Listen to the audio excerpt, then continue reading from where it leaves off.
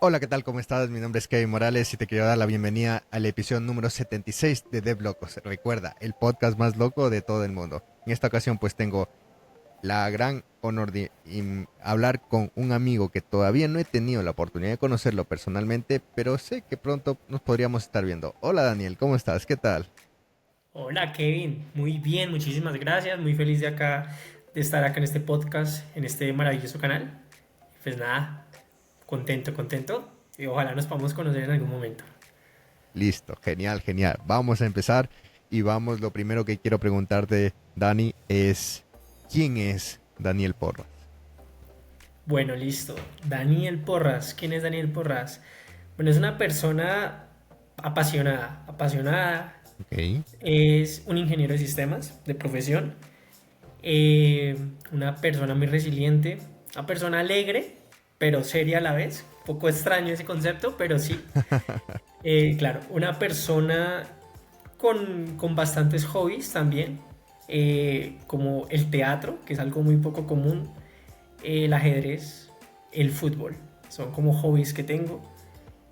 Soy una persona bastante amable, mm, cariñosa, muy familiar. Soy una persona muy familiar, competitiva, eh, con cierto mal carácter a veces en la vida personal, ¿no? Laboral, ¿no? Personal a veces por ahí.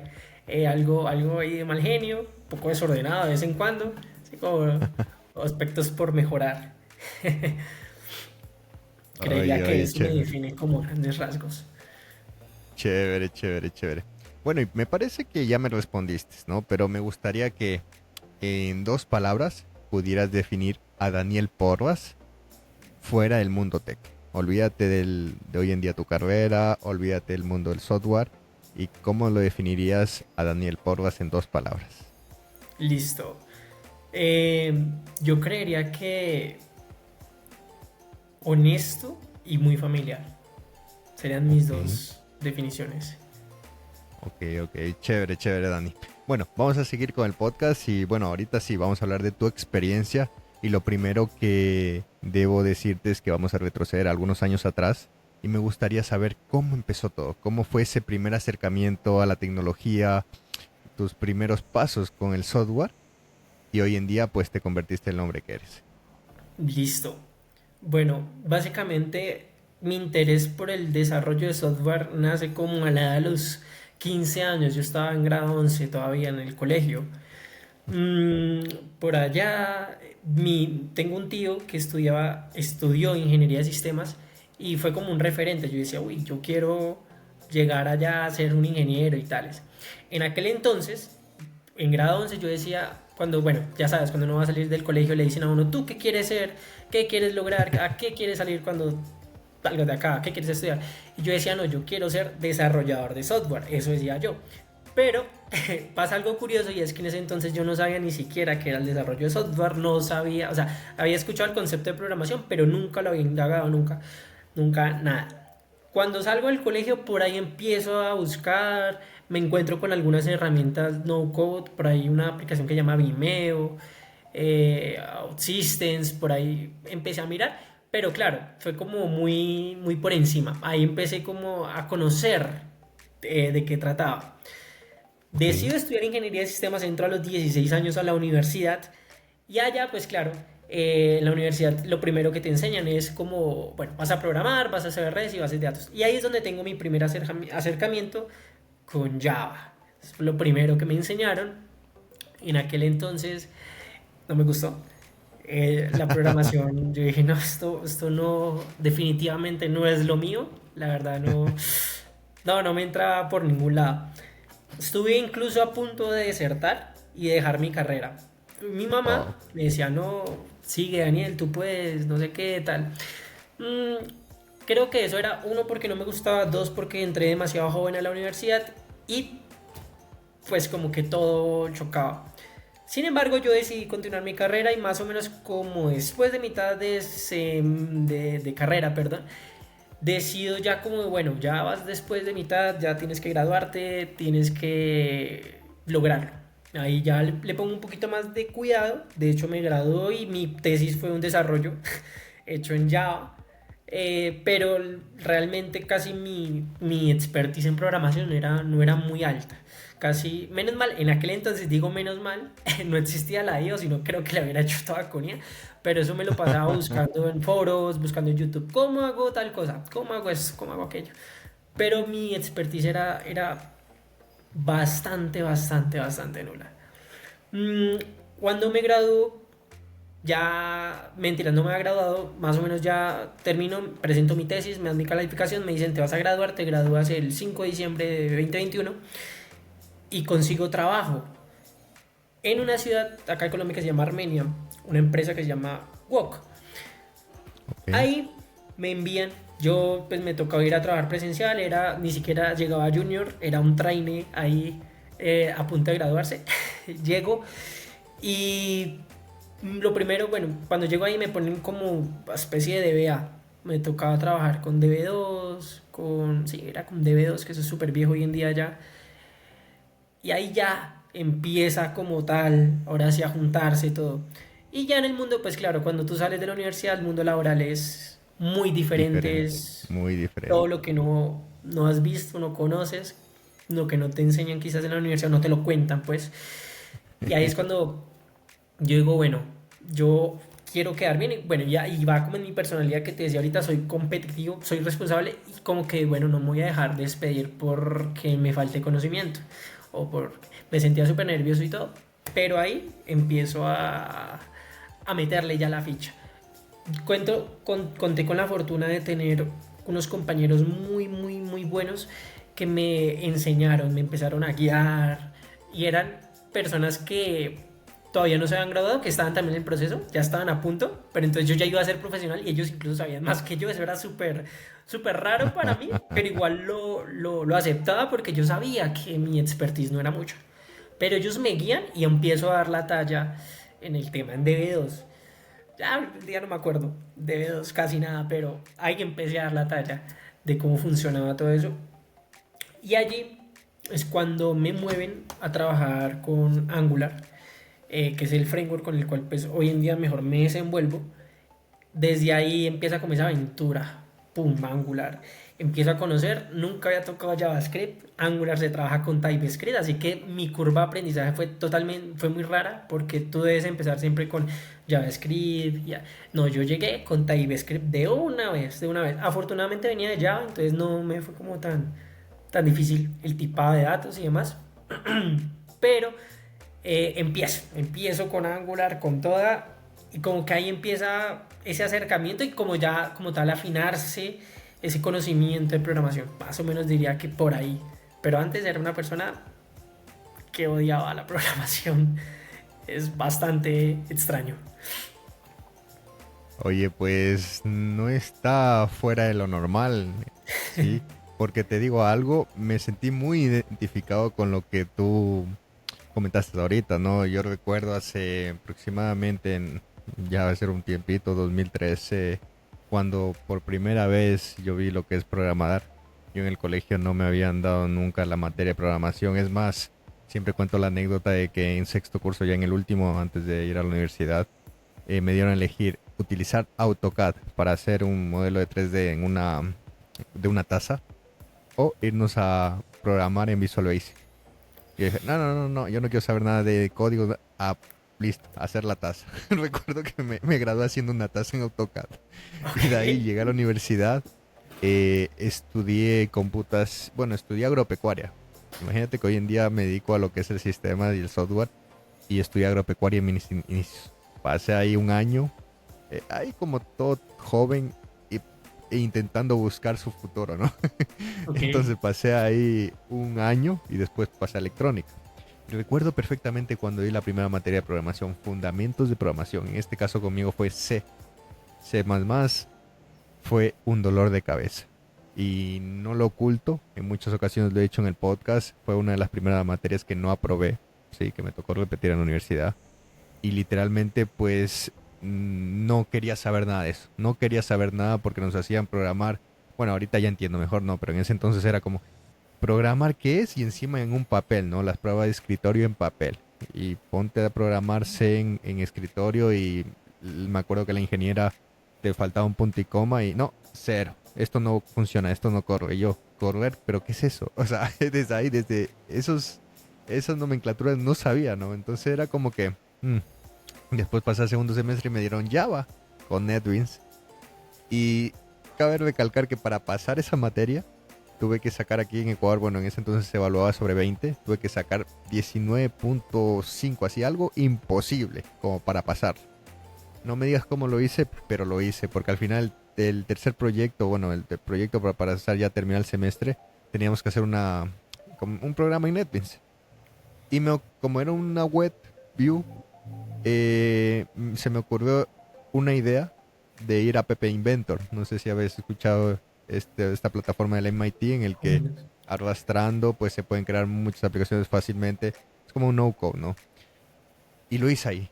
Y cuando hice mi presentación recuerdo perfectamente que todos eran en la computadora, con el Infocus, todo. Y yo dije, bueno, tengo la aplicación aquí en la web y la tengo en el celular. Y todos como, wow, y yo, wow.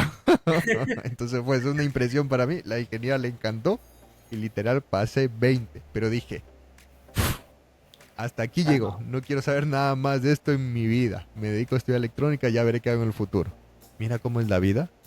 Que años después pues conocí el desarrollo de iOS y fue por curiosidad que empecé en ese desarrollo y hoy en día pues me dedico a eso, ¿no? Entonces, haciendo un inciso, pues me recordó mucho esto que tú dices, que al principio hubo un odio, después hubo el amor, ¿no? Entonces sí, está bueno eso. Por ello, yo incluso decía que me iba a dedicar dizque a las redes. Yo vi materia de redes en la universidad y me ponen a hacer esas diagramas en Packet Tracer. No sé si Ok. lo conoces, que es un programa de Cisco. Y ahí me iba súper bien. Yo decía, no, lo mío son las redes, yo programar. Jamás Sí, yo sí, voy a por allá a me trabajar en una dijo. empresa de telecomunicación, alguna vaina. Yo decía, me voy por redes, mamá, me voy por redes, programar. No, no, no. Pero sí, como tú dices, las vueltas de la vida lo llevan a uno donde supongo yo uno debe estar al final. Y aquí estamos. A eso hoy me surge una pregunta muy grande, tanto tu experiencia, tu flujo de vida como el mío. ¿Por qué crees que ocurre esto? ¿Por qué crees que el ser humano, y no somos las primeras personas, ¿no? O sea, y te digo porque he hablado con muchas personas que literalmente les cambia la vida y se dedican a otro tema, ¿sí? Y mira mi caso, yo empecé estudiando agropecuaria, que nada que ver, nada que ver. O sea, de levantarme a las 4 de la mañana, ir a sacar leche a una vaca, a hoy en día estar trabajando remotamente para una empresa de afuera. Entonces, son dos polos diferentes, el negro y el blanco, nada que ver. ¿Por qué crees que hoy en día a los seres humanos, en muchas ocasiones, pasa esto en la vida? ¿Cuál es tu perspectiva acerca de esto? Bueno, uff, esa es una pregunta muy interesante. Yo nunca me la había preguntado. Pues, bueno, te voy a responder como en mi caso. Yo soy muy partidario y muy creyente de que uno cuando declara algo de pura palabra, pasa. Yo cuando tenía 15 años yo decía, yo voy a ser desarrollador de software, decía yo, sin conocer y sin saber ni siquiera de qué se trataba. Pero lo declaraba así con convicción y seguridad. Y al final, pues me llevó como el mismo poder de la palabra tuvo poder y me trajo. Pero eso es como un caso que yo pienso hoy en día. Pues en mi caso fue como cuando yo entro a trabajar, fue como eso de que, uy, no quiero que me echen. En ese entonces también tenía ciertas dificultades económicas, necesitaba el trabajo, entonces no me podían despedir. Sería también vergonzoso que me despidieran ya en mi primer trabajo, hubiera sido también un golpe súper bajo. Ese fue como mi caso. Pero siendo sincero, pues las personas en sí, o sea, que lleguen al punto de que pasen de un polo a otro, no sé a qué atribuírselo, si el mismo destino o que él, pero si fuera el destino, todos tendríamos como algo ya marcado y ya tendríamos una vida ya hecha sin saberlo. Claro. Puede ser, puede ser. Mm, no, no sé, yo creo que la vida misma te va poniendo en el lugar donde tú tienes que estar sí o sí. Así tú quieras una cosa, como que al final la vida te lleva a otro. Yo odiaba la programación y hoy en día la amo. Yo me imagino que eso te pasa a ti hoy en día. Tú dices, vivo código, respiro código. Entonces es como la misma vida que te lleva y tienes que estar acá.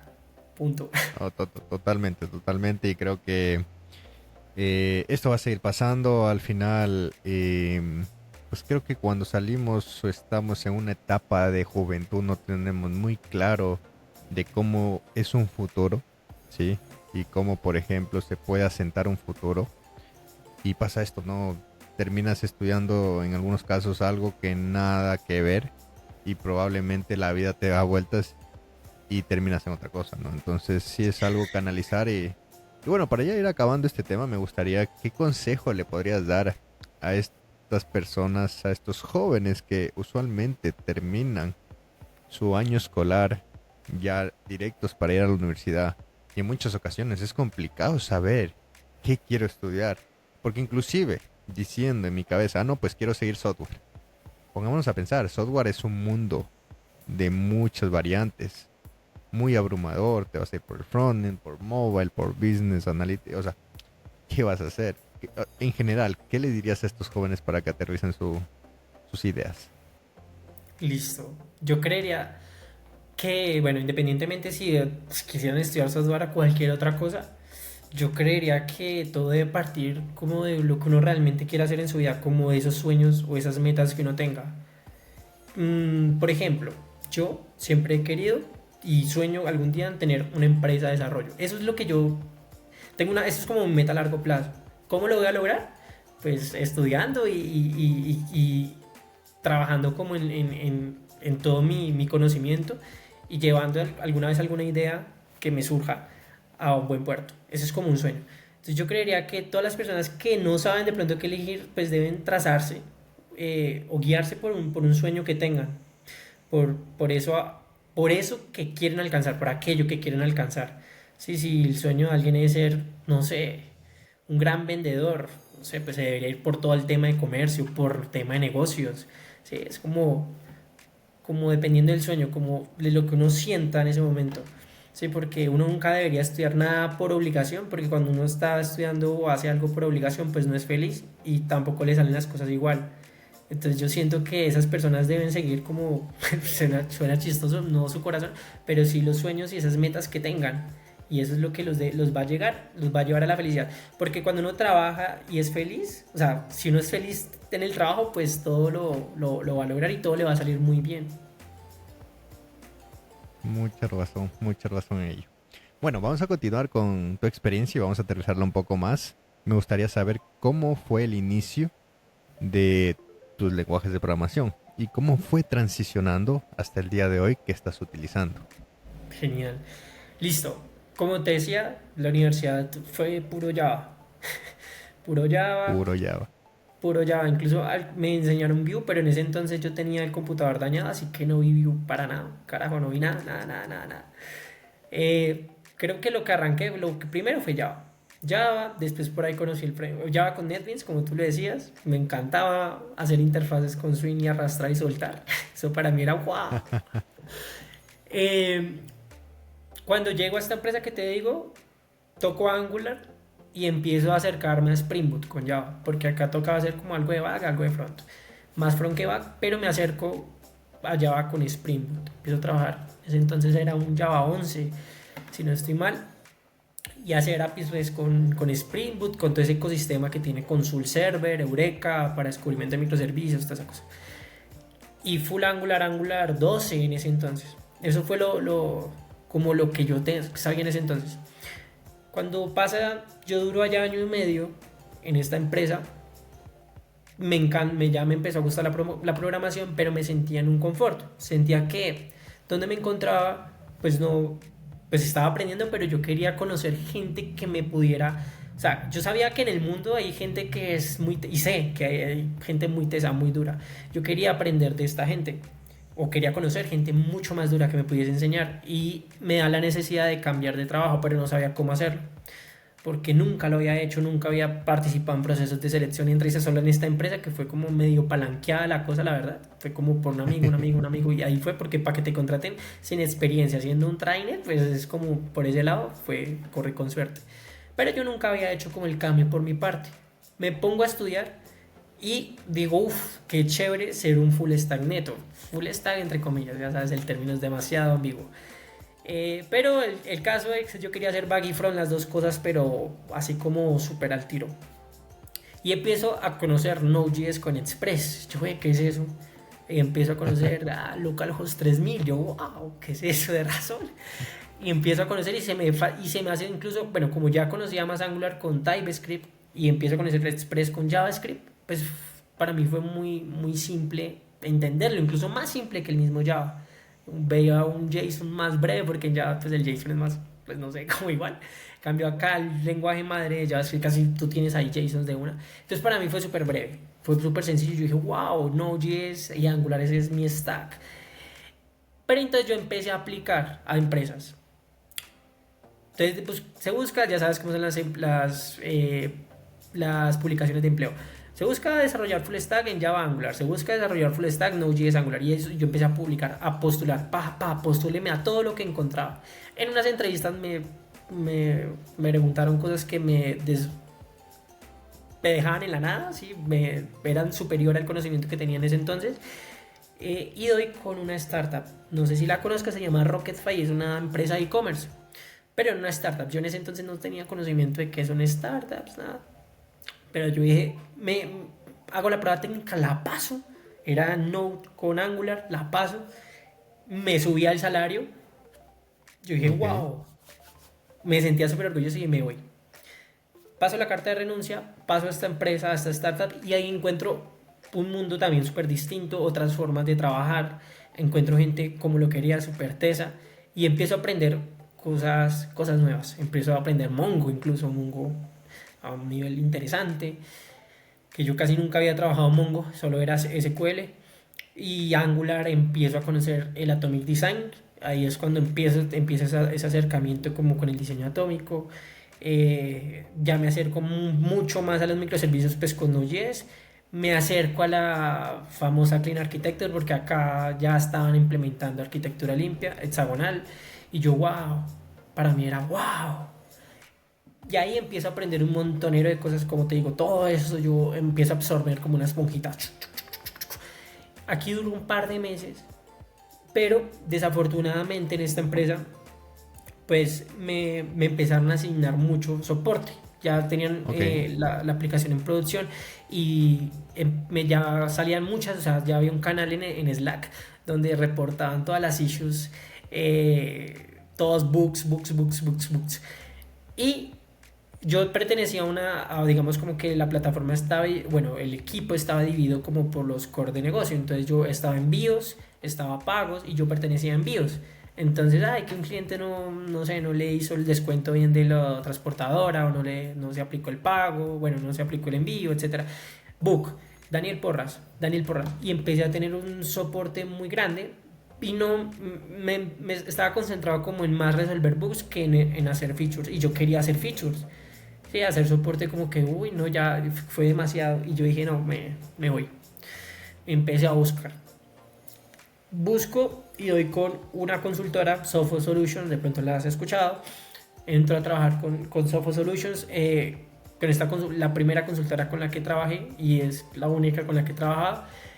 Esta empresa buscaba un desarrollador frontend en Angular. Yo dije, bueno, Angular, ya llevo trabajando mucho Angular, yo paso tengo que pasar la prueba. Postulo, paso la prueba. Acá tengo un acercamiento como aislado, bueno, un pequeño acercamiento con, digamos, como con esos proyectos ya desacoplados. Algo en microfrontends, pero no eran microfrontends como tal, sino eran proyectos separados, anidados con sus módulos de Git. Para mí eran microfrontends porque eran sus proyectos. Y aquí empiezo a conocer ya el Atomic Design todavía más a profundidad porque acá lo aplicaban mucho más porque me prestan a una empresa llamada Asiste Crédito, que es una empresa acá colombiana. ok. Y aquí empiezo a aprender Angular a un nivel poco más alto. Empiezo ya a conocer cositas como, bueno, empiezo a conocer que nunca había yo trabajado en Resolver en Angular. Acá lo empiezo a conocer, que era como, sí, unos conceptos un poco más elevados, pues. Duró como 11 meses, creo, sí, si no estoy mal, 11 meses, pero me pasó casi lo mismo como el confort. Quería ya como que el solo front, yo quería como buscar algo más, yo sabía que había algo más. Tengo mi mejor amigo, él trabaja en Banco de Villas y él me dice, parce, acá hay una oferta, pero es para trabajar con microfrontends en single SPA. Yo en ese entonces, nada. Pero yo dije, no, pues hagámosle. Pues yo sé Angular, hagámosle. Me postulo y la entrevista sí fue un poquito compleja y casi no me hicieron codear en vivo, pero me entregaron una prueba técnica para hacer en una hora. Montar un microfront, consumir un API y eso, pues para el que sabe, breve. Para el que no, y yo acá sí, Sufriendo. ojalá sí, mi arquitecto el que me entrevistó en la entrevista va a decir este man. Eh, Paso, digamos, la entrevista teórica, me pasa la técnica, era para entregarla en una hora y yo empiezo, y era con Model Federation, y yo empiezo, ta. Yo como no sabía mucho, me demoré 2 horas, me tocó inventarle que tuve una llamada laboral, que por eso no se lo entregué como a tiempo. Y no me daba el micrófono porque no había bajado el servidor. Entonces, no sabía que cuando uno cambiaba un archivo del Webpack, pues tocaba bajar y volver a compilar. No sabía. Yo pensé que hacía hot reloading y yo ahí nada. Cuando ya lo hice, funcionó, lo envié y yo, sorpresa, pase y llego a Banco Avillas, que es donde me encuentro hoy en día. Y acá llego a trabajar full microfrontends, pero al tope y he aprendido muchísimo porque los trabajan con Single SPI y con Mobile Federation. Y también tengo un acercamiento muy grande con AWS. Ya lo conocía, ya obviamente ya había trabajado con servicios en la nube, pero acá sí ya me obligaban como a mirar ya y a conocer CloudWatch.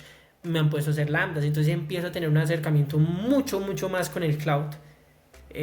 Y eso pues me lleva como a lo que ya soy hoy, que he aprendido muchísimo acá donde me encuentro. Wow, wow. Oye, Daniel, qué chévere, chévere historia. Y de verdad que muchísimas gracias por compartir esto a la comunidad porque suena también motivador, ¿no? De cómo has enfrentado entrevistas probablemente sin no estar preparado al 100, pero al final no es eso totalmente lo que cuenta, sino que las ganas de sobresalir, de aprender, porque en una entrevista si no pases, aprendes bastante. Y Sí, te tal digo cual. también por experiencia, que en algunos casos, eh, años atrás, pues me pasaba lo mismo. Literalmente veía una publicación, recuerdo en mi cabeza iOS, porque yo empecé mucho con iOS, aplicable. A veces ni leía el job description, ni leía, solo digo, voy y aprendo porque probablemente, si paso, chévere, pero el no ya lo tengo, o sea, vamos a ver qué pasa. Y en muchas, va a sonar un poco tabú, pero en muchas ocasiones yo iba ya con el no seguro, decía, no voy a pasar, solo quiero ir a aprender qué es lo que hay en el mercado, qué es lo que me toman, etcétera, ¿no? Entonces eso creo que me ayudó también a desenvolverme un poquito más, no es tan nervioso porque un live coding pues también te puede tomar malas pasadas, etcétera, ¿no? Tal cual. Live Genial, coding ahí genial. uno súper nervioso.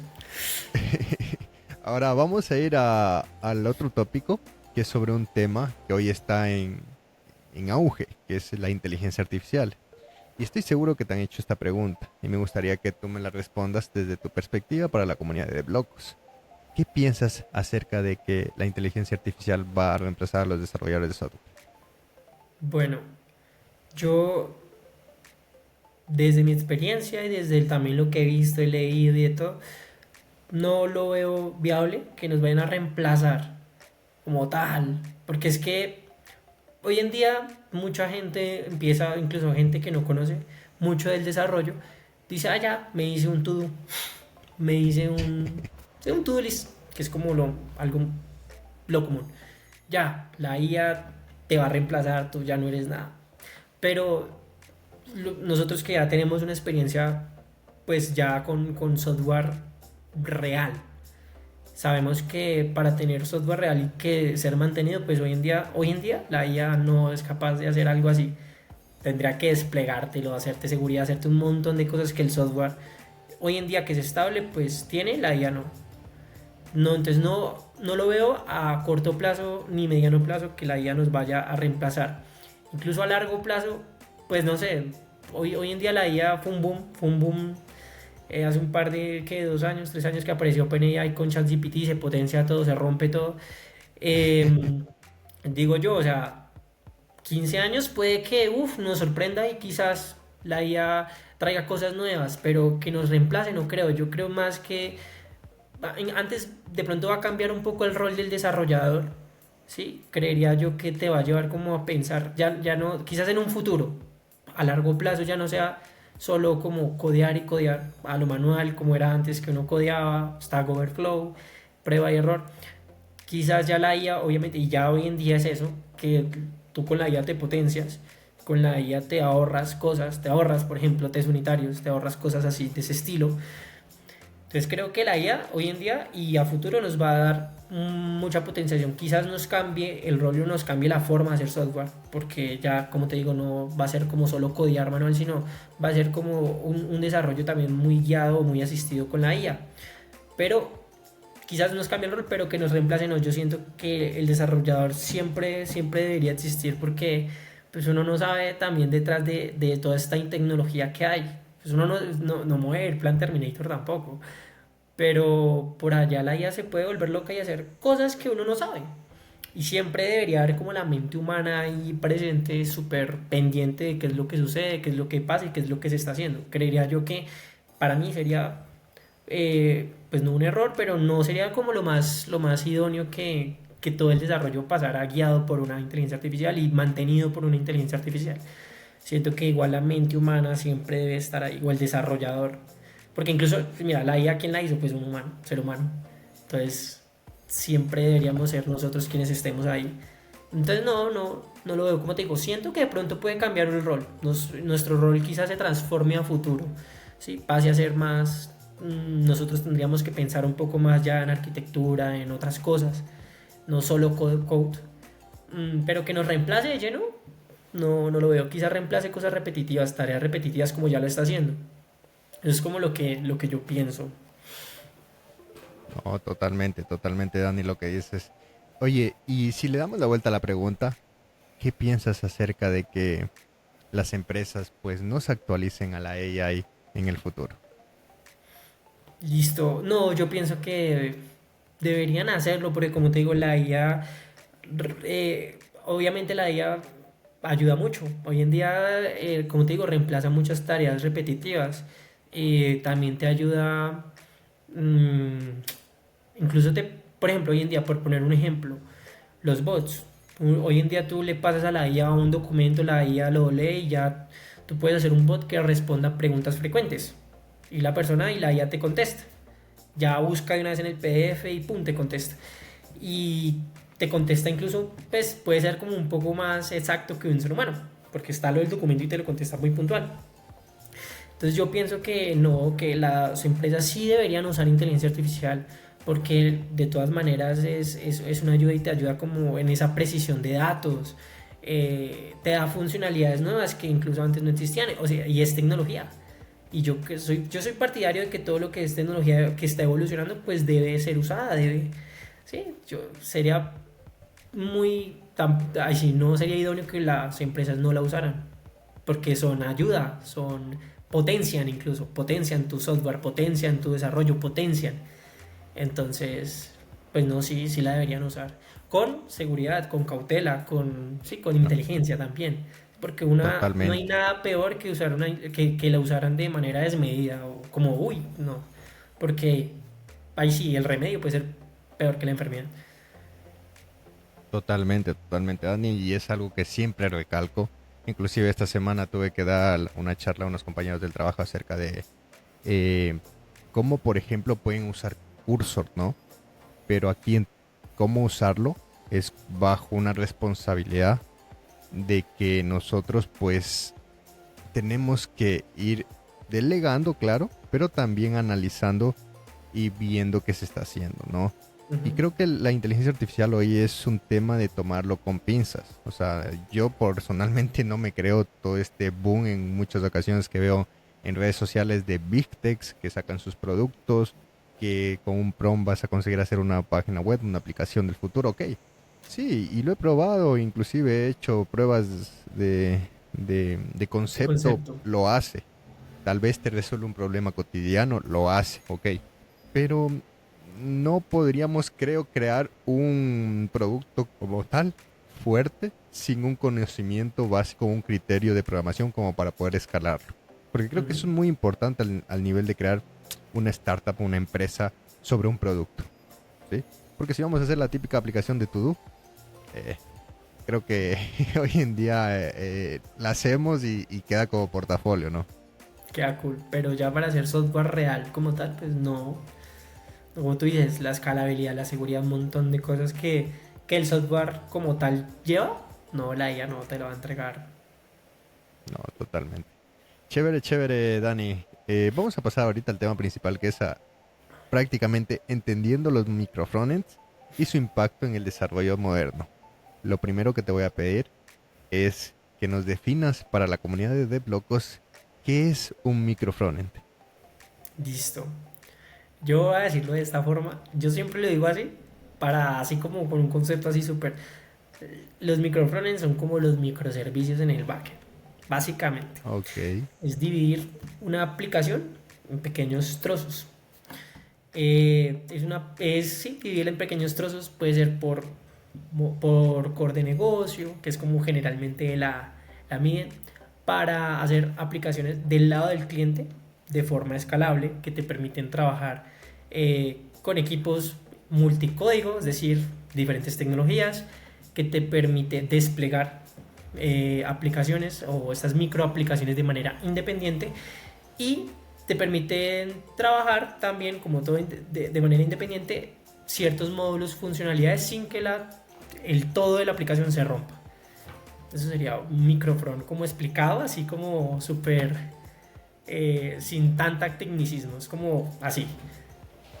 ok, ok. ¿Y cuál crees que sería el mayor beneficio? O sea, el muchachos, debemos usar microfrontend por esto versus otra cosa. Así, ¿cómo lo Listo. definirías en una sola frase? Esto por esto, hoy en día los microfrontends pues están arriba. Listo. Básicamente, pues como te lo decía ahorita, independencia entre los core de negocio, Ok, independencia en los despliegues, ¿cierto? Y ok.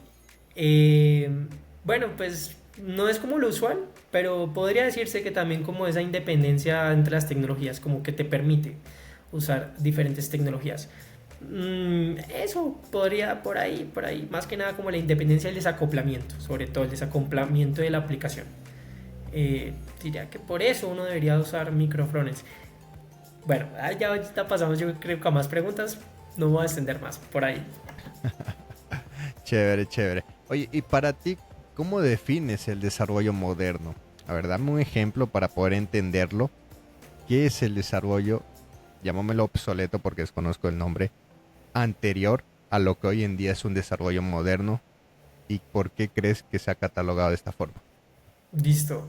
Pues hoy en día el desarrollo moderno comprende para mí muchas cosas. Ya tú dices desarrollo y quizás uno dice código, Ok, pero no. El desarrollo moderno implica tener despliegues automatizados, test automatizados, eh, analítica, buenas prácticas de código. Ya ahí sí ya nos vamos, entonces si nos vamos al código, algo de arquitectura limpia por ahí, el tío Bob, dirían algunos, ¿cierto?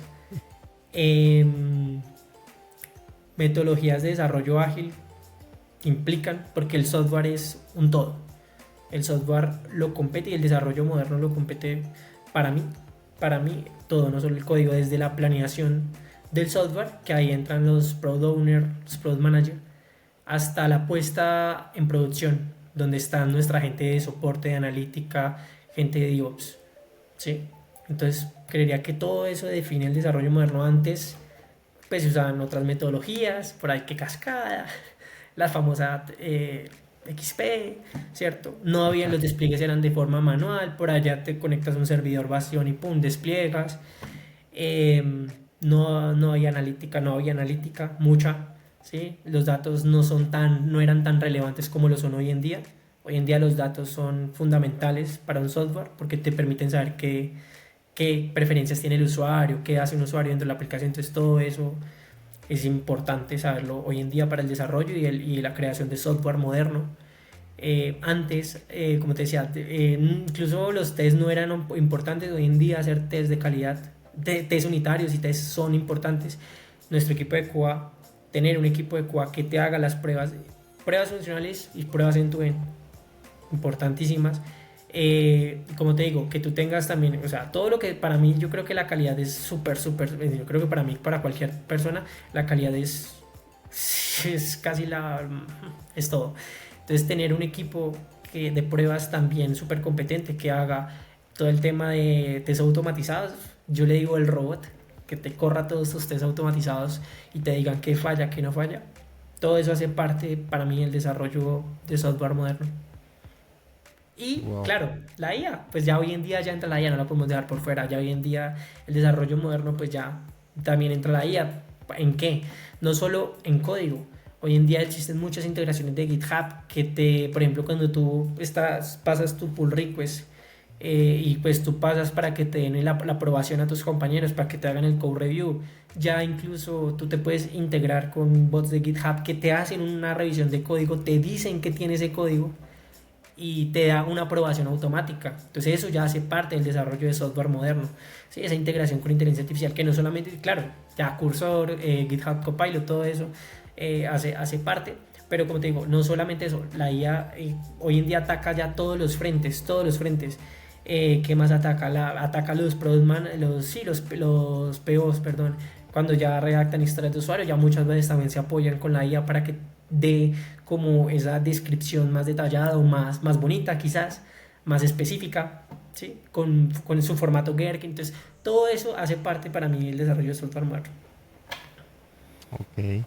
¿Y cómo detectarías, independientemente de todo lo que me has enlistado, cómo sería un desarrollo que tú inmediatamente dirías, no, esto no contiene el desarrollo moderno y no, bueno, para mí no me sirve en esta ocasión? ¿Cómo tú podrías criticar un desarrollo que no es moderno o por lo menos tener un enfoque diferente de una forma rápida, ¿no? No revisando si es que tiene un proceso de QA, si es que tenemos la parte de testing, no. Independientemente, ¿se podría detectar esto con simples palabras? Hablando de code directamente. Sí, Mm, sí, sí. listo. ¿Qué te puedo decir? De una vez que sea obsoleto, hablando de front, pues, que es, digamos Probablemente que cuando es. no existe escalabilidad, ¿tú crees? ¿O se complica al Sí, escalarlo? claro, cuando hay código espagueti, por ejemplo. Yo creo que hoy en día ya eh, muchos cursos y te recalcan mucho que la escalabilidad del código es importante. Y no hablo de implementar por allá la Clean Architecture, y no, simplemente con el hecho de ya tener Clean Code, ya uno podría estar diciendo que estás haciendo un buen código, un código que es moderno. ¿Sí? Antes no se pensaba quizás así, antes se hacía todo en un solo método. Ya hoy en día, ¿qué te dice la teoría? Haz métodos pequeños con una sola responsabilidad, con los principios SOLID. Por ejemplo, eso es un desarrollo moderno. Un código que no aplique principios SOLID, que no aplique, por ejemplo, principios de como, o sí, como la inyección de dependencias. ¿Sí? Que estén instanciando la clase ahí manualmente, que no, eso sería un obsoleto. Porque antes uno decía, new clase, tú la instancias manualmente, hoy en día le haces una inyección de dependencias. Ahí ya uno podría detectar, estás obsoleto, amigo. ¿Cierto? Chévere, Incluso, por chévere, ejemplo, Dani. que no aplique, se podría decir también, cuando uno ve código obsoleto, pues cuando uno ve, por ejemplo, código moderno, algún patrón de diseño está aplicando, alguito, un singleton para hacer una conexión a base de datos. Ya uno ya sabe que, bueno, estás aplicando prácticas modernas. Cuando están haciendo así todo súper, súper espaguetis, eso es como, estás un poquito obsoleto, puedes mejorar. Oye, ¿y de qué crees que depende esto? O sea, vámonos a la fuente, porque en muchas ocasiones pues existe ese código y creo que hoy en día nos hemos topado cualquiera de nosotros y una de nuestras funcionalidades o función, llamémoslo, es optimizarlo, refactorizarlo de una forma en la que sea más escalable. Sabemos que en algún momento probablemente entró alguna persona con un conocimiento de que llegue y listo. Puede ser que haya tenido el conocimiento como puede ser que haya tenido presión, ¿no? Porque también conozco casos en los que ya no depende mucho el cliente, probablemente la metodología y el cliente, perdón, del desarrollador y el cliente dice, no, pero necesitamos salir a producción, es ya, hagan esto. Y es o te parcho el código y salimos o esperamos 2, 3 días a que refactorice y quede algo escalable. Sí, por eso. Esto, me repites, me distraje un poquito. Sí, sí, o sea, ¿cuál crees que sería el foco inicial de esto? ¿Crees que es parte de personas que no Ok. tienen un buen conocimiento o que en ocasiones pues las metodologías y el cliente nos abruma?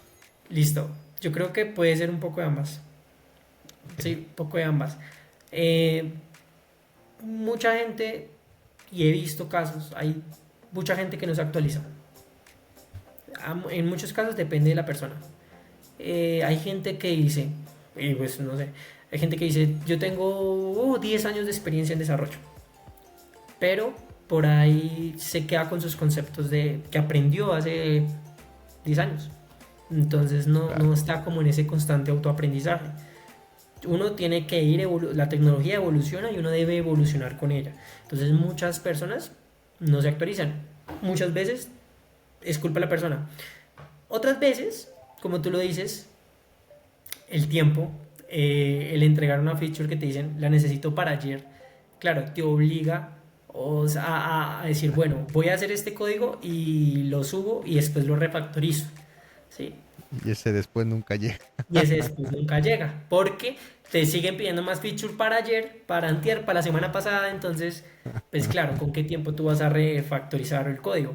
Entonces, va como un poco de ambas. De todas formas, yo pienso y digo, de todas formas, inclusive cuando tú estás muy agarrado al tiempo, incluso la persona que es, digamos, hace código moderno, tiene buenas prácticas, de todas maneras, por ahí ya como por intuición, ya intenta hacer las cosas bien, aunque por ahí obviamente queden cosas sueltas, ya intenta aplicar esos principios de buen código, de código moderno. ¿Sí? En cambio las personas, hay personas que están obsoletas y realmente no, pues no lo aplican, porque Oh, no se actualizan. ok, ok, ok. Y bueno, te voy a hacer una pregunta, pero ya me imagino la respuesta. ¿En qué momento tú crees que es lo ideal usar el desarrollo moderno? El desarrollo moderno, bueno, yo creo que es, no, siempre, Siempre. o Siempre. sea, sí, Está no, bien. siempre, o sea, hoy en día, o sea, no, sería un error estar usando el código de antes o las No formas de usar. antes, porque hoy en día las buenas prácticas están ahí, pues hay que usarlas y te llevan a hacer un código más escalable que te evitan muchísimos problemas a futuro. Entonces, siempre hay que usarlo. Chévere, chévere. Genial, genial. Listo, listo, Dani. Pues vamos a pasar a la siguiente pregunta, que este tópico pues es una pregunta un poco personal, ¿sí? Y me gustaría saber qué le dirías al Daniel Porras de hace 10 años atrás. Pues la verdad, mira que he reflexionado mucho esa pregunta y muchas veces me la he repetido y digo, bueno, yo le diría, hombre, ponte a estudiar bien programación, traste a estudiar. Yo ya hace 10 años que entré a estudiar a la universidad, 9 años, ponte a estudiar y ponle que a la programación. Eso le hubiera dicho hace unos 2 años, pero hoy en día, no, la verdad yo no cambiaría nada, ni le diría, haz lo mismo, porque es que todo eso, todas esas decisiones que yo tomé, quizás algunas no positivas, otras sí positivas, me llevaron a ser quien soy hoy. Y hoy yo soy muy feliz y me siento muy bien con la persona que soy. Con cosas por mejorar, claro, como todo el mundo. Pero no, yo le diría, sigue por tu camino que vas a lograr lo que quieres. Y como lo dije en el inicio del podcast, vas a lograr como ese sueño que deseas. Qué genial, genial. Chévere, chévere, Daniel. Bueno, vamos a entrar a las 5 preguntas de Devlog o sorpresa. Y la primera es, ¿recuerdas cuál fue tu primer pago como desarrollador de software y qué hiciste con él? Sí, sí, sí. Mi primer pago fueron 1.600.000 pesos colombianos. Eso fue lo que me pagaron. ¿Qué hice con él? Bueno, la verdad, en ese entonces, pues yo vivía solo en Armenia, en una piecita. Mi mamá se quedó en la ciudad de Girardot y pues mi mamá tenía también sus dificultades económicas, entonces casi el 80% del salario se fue pagando mi arriendo y el de ella. Pues, porque obviamente yo quería ayudar a mi mamá. Y lo que me quedó fueron para pagar ciertas deudas que tenía. Entonces por ahí me quedó ya como 100.000 pesos colombianos para sobrevivir en el mes. Y así fueron como los 2 primeros meses, fueron arriendos y deudas que tenía para poder ya estar un poquito más liberado. Genial, genial. Chévere, chévere. Oye, vamos con la segunda, que es alguna vez has tenido un problema, bueno, has tenido un error tan grande que te hizo reconsiderar tu carrera como desarrollador. Creo que lo nombraste al inicio, ¿no? Sí, pero un error grande me hiciera considerar mi carrera como desarrollador. Un día, y te voy a contar una anécdota, un día me tocaba, cuando estaba en esto de DBA, me tocaba hacer un update en SQL. Y Ok. eran varios registros.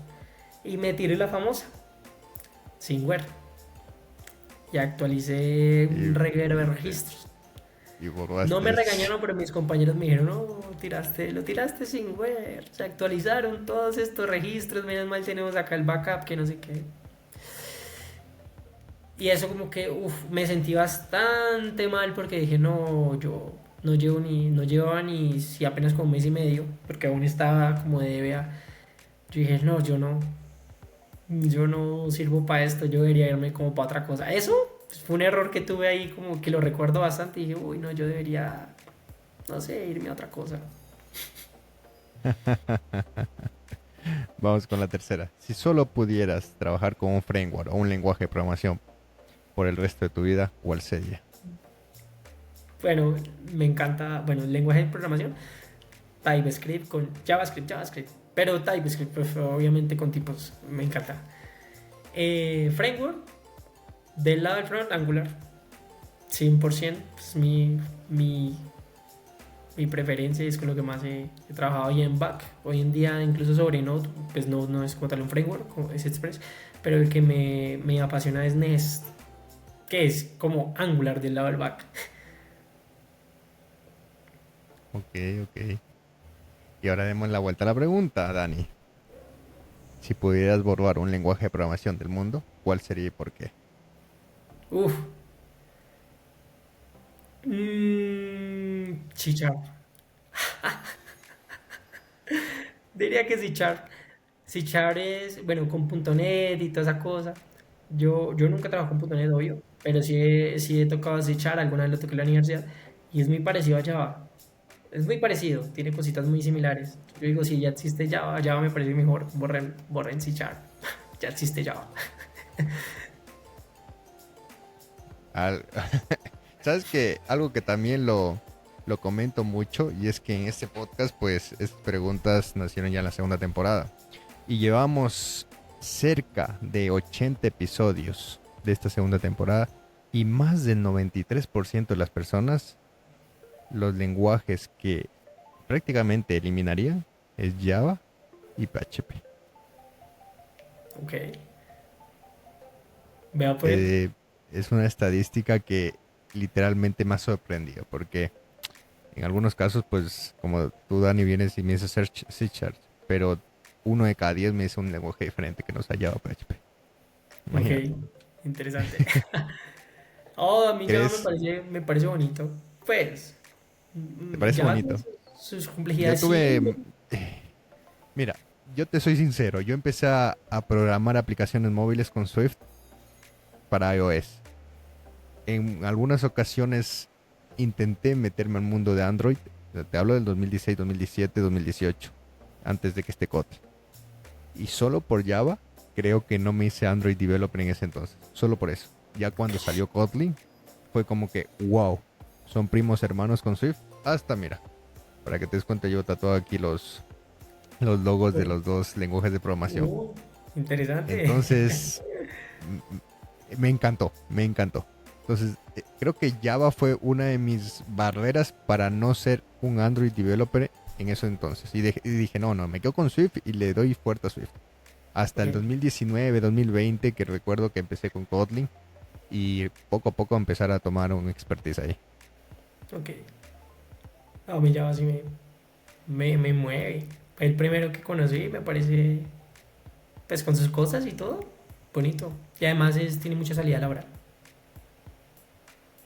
Bueno, en ese caso, no te voy a mentir, si Java tiene años y aún así, pues va teniendo vacantes y todo. Bueno, Ujú. Vamos con la última pregunta, Dani, ¿qué es lo más raro o inesperado que has encontrado en el código de otra persona? Venga a ver. Lo más raro e inesperado que encontré en el código de una persona.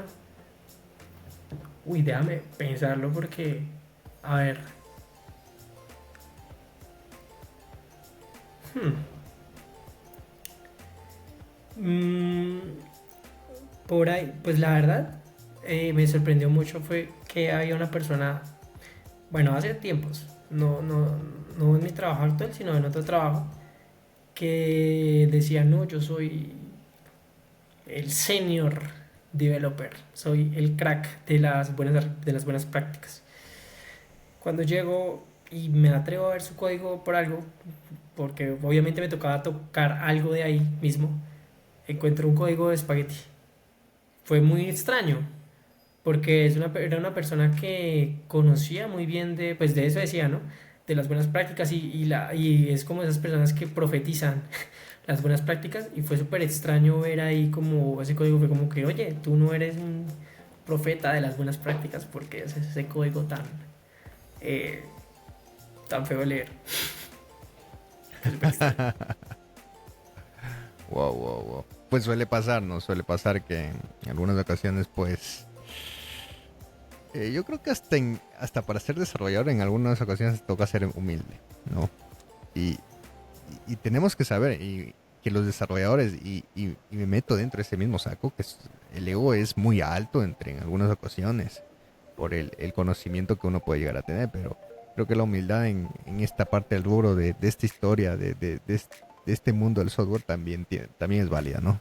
Sí, claro, y no, eso es importantísimo, uno también tiene que, porque es que uno también, todos fuimos juniors algún día, ¿sí? Tú no puedes juzgar a una persona porque no conozca ciertas cosas, algún día uno estuvo ahí, entonces uno no puede juzgar a nadie, no, lo que te digo de esta persona era porque lo profetizaba y fue como súper extraño verlo como que, oye, sí, bueno, raro, está bien, dejemos el código. Chévere, chévere, Dani. Oye, pues de verdad, darte las gracias por haber estado en el episodio número 76 de esta segunda temporada de Dev Locos. De verdad, ya pasamos el límite de la primera temporada, que fueron 70 episodios. Hoy en día, pues ya tenemos 76 y vamos rumbo a más de 80 episodios que vamos a grabar en esta segunda temporada. Por último y no menos importante, pues Dani, quiero pedirte tus redes sociales o dónde te podríamos contactar. Ok, no, pues por LinkedIn. Ahí en LinkedIn me encuentran pues con mi nombre completo.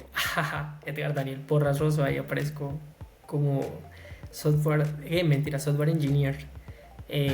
Ahí tengo entre paréntesis porque hace mucho no lo actualizo, pero tengo Angular, Spring Boot y Node.js. Creo que por ahí me pueden encontrar. Genial, genial. Genial, Dani. Pues reitero el agradecimiento por haber estado en el episodio número 76 de esta segunda temporada de Dev Locos y de verdad muchísimas gracias por todo tu tiempo y por haber grabado este increíble episodio. No, a ti Kevin, muchísimas gracias por la invitación. Fue una conversación muy chévere, muy enriquecedora. Y nada, pues le mando un saludo a todas las personas que nos están viendo.